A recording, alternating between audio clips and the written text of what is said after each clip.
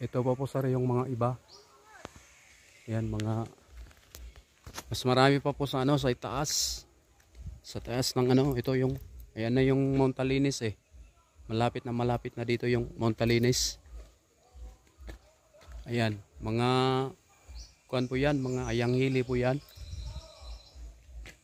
Ito, mga puno ng ayang-hili. Baka po sunod na po na taon. So, sunod na naman ulit na taon yung ano, pamumunga nila. Pero marami akong nakita dito sir, oh. Ito, oh. Yung mga maliliit.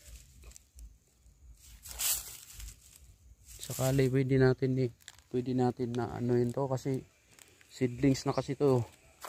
Maraming mga na ang kuwan lang dito.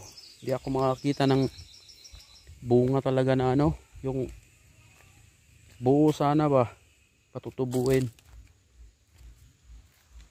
Ayan, ayang-hili. Ito.